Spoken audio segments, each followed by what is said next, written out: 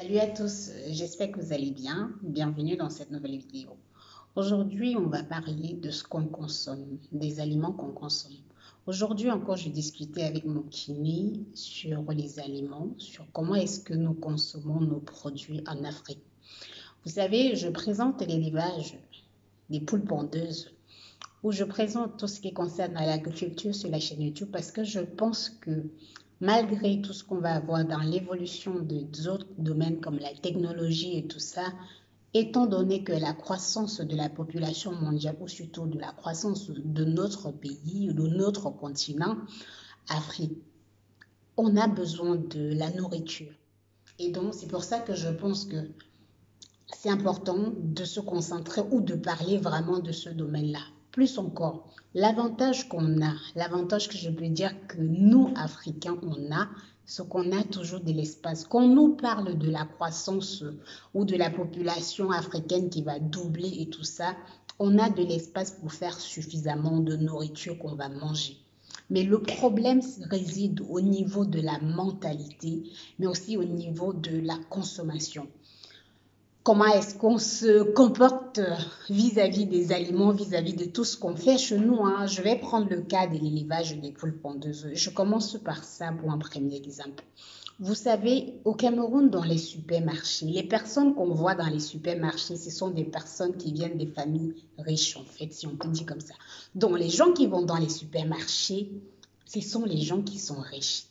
Vous voyez, c'est rien qu'en pensant, ça ne tient pas la route. Généralement, dans les supermarchés, on a des choses qui sont surgelées, qu'on a congelées depuis des années et qu'on a importées parfois de l'étranger.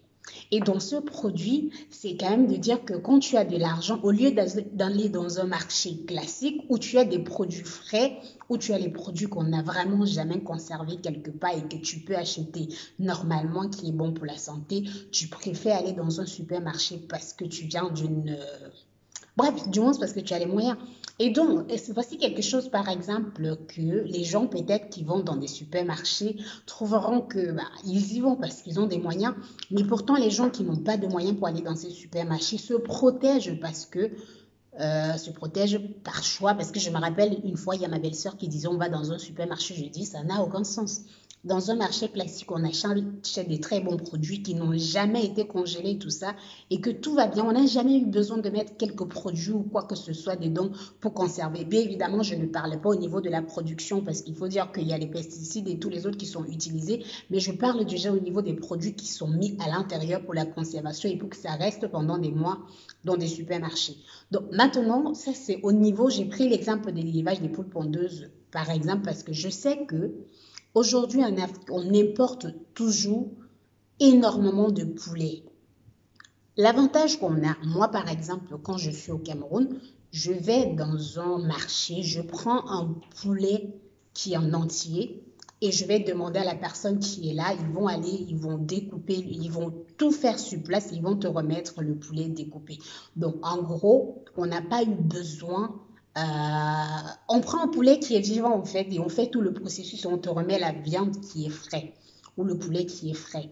Mais pourtant, lorsque tu vas dans un supermarché, tu achètes un poulet qui est importé, congelé et que tu ne sais même pas depuis combien de temps ce poulet est congelé.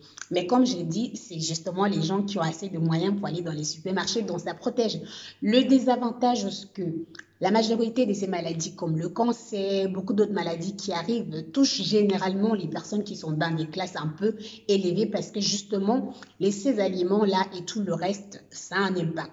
Donc, j'ai pris le cas de l'élevage des poules pondeuses, on va arriver sur d'autres cas. Je vais prendre le cas de la culture du manioc dont j'en parlais la dernière fois. Vous savez, aujourd'hui, on a la chance d'utiliser la farine de manioc pour faire presque tout. L'avantage qu'on a, c'est que nous, on transforme le manioc. Mais si vous regardez au Cameroun, par exemple, le produit qui est le plus consommé en termes de farine, qu'on utilise, je ne sais plus, dernièrement, je regardais, on importe presque combien de tonnes encore de blé parce que vous voyez, le plat typique camerounais que tous les enfants mangent le matin avant d'aller à l'école, c'est les beignets farine, comme on dit, et on utilise la farine de blé. Alors voilà par exemple quelque chose qu'on importe toujours énormément. Oui, bien sûr, on en a toujours besoin, mais qu'aujourd'hui, je pense qu'avec le manioc, on peut pallier déjà à une partie de ces choses. Mais évidemment que ce n'est pas le corps de tout le monde qui supporte le manioc. C'est pour ça qu'il doit avoir une transformation pour avoir des farines un peu plus adaptées et tout, mais qu'il faut juste faire la transformation. Voilà par exemple où on peut résoudre un problème avec la farine de manioc. Mais les personnes qui vivent à l'étranger, surtout quand vous retournez au Cameroun, et que le réflexe pour vous, c'est de dire que vous ne pouvez pas aller dans un marché classique et vous voulez aller dans un supermarché. Mais pourtant, en Europe, vous allez dans des marchés parce que c'est dans des marchés qu'on trouve des produits frais.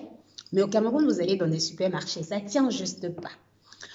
Le désavantage que les gens qui sont dans des marchés classiques ont aujourd'hui, c'est que vu l'arrivée des supermarchés qui va de, on peut dire, les supermarchés s'agrandissent énormément au Cameroun aujourd'hui, et étant donné que, comment dire, les petits producteurs des vivres frais, de tous les autres perdent pratiquement, je regardais le reportage, perdent pratiquement 40% de leurs produits, c'est-à-dire en termes de transport, ou quand ils vont arriver, ils ne vont pas vendre tous les produits.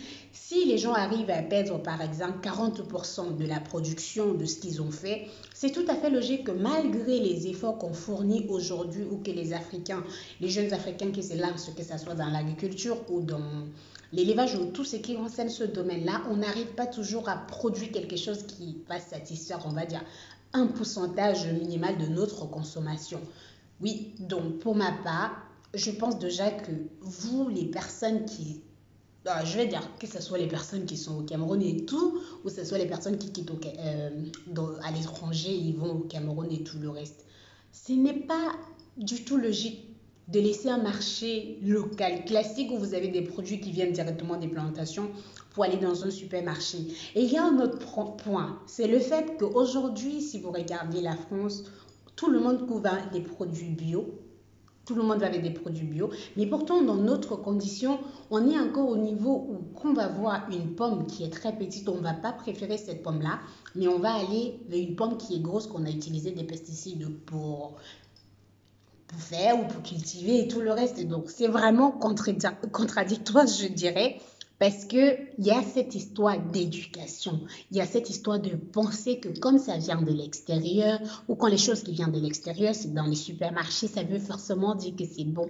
Non et non, et je pense qu'il est temps vraiment qu'on arrive à faire attention par rapport à cela, à tenir compte vraiment de ce qu'on mange, et aussi de comprendre que la consommation, le fait d'aller racheter les choses, le fait par exemple de s'abonner à une personne qui fait la culture de tomates dans votre village ou dans votre quartier, d'acheter la tomate chez cette personne ou d'acheter dans des marchés locaux, c'est ces choses-là qui vont aider nos petits producteurs à évoluer et à ce qu'ils continuent de travailler. Parce que vous voyez, si quelqu'un paie pratiquement 40% de sa production, c'est tout à fait logique que la personne soit découragée et qu'au bout d'un moment donné, on va continuer d'importer la nourriture. Mais si vous voyez, si on a de l'espace, on a notre population qui croît. Les seuls pays ou les seuls endroits où les jeunes ont encore la possibilité aujourd'hui d'exploiter les terres, c'est en Afrique. Il n'y a pas d'autres endroits. Peu importe où vous allez aller en tant qu'Africain et tout, l'exploitation d'un terrain où vous allez faire de l'agriculture et tous les autres, ce n'est pas possible. On n'a que cet avantage, on a encore cette chance-là en Afrique de faire ce genre de choses. Alors profitez-en et j'invite les personnes qui sont dans, on va dire quoi, les clients, les gens qui ont le pouvoir d'achat parce que de toutes les façons, si on produit et qu'on ne peut pas vendre, on va perdre. Arrêtez de penser que ce qui vient d'ailleurs sera toujours plus bon que ce qui vient de chez nous. Non, non, ce n'est pas logique. C'est cette éducation coloniale, tout ce qu'on a eu qui fait penser que quand ça vient de quelqu'un d'autre, ça veut dire que c'est plus bon que ce que notre propre frère a mis en œuvre ou a mis en marche ou fait à côté de la maison. Donc voilà, c'est tout pour cette vidéo. Je dirais plutôt une discussion et j'attends vraiment que vous donnez votre avis par rapport aux aliments et tout, comment est-ce qu'on consomme. Et dites-moi en commentaire, vous allez dans un supermarché au Cameroun ou vous allez toujours dans un marché classique. Qu'est-ce que vous faites? Est-ce que vous êtes abonné à une personne, par exemple, qui vous livre une certaine quantité de légumes à la fin du mois? Ou est-ce que vous connaissez un agriculteur chez qui vous achetez directement vos produits dans des plantations, par exemple les bananes plantains ou les ananas ou la papaye ou toute autre chose? Dites-le moi en commentaire. et on se retrouve très bientôt.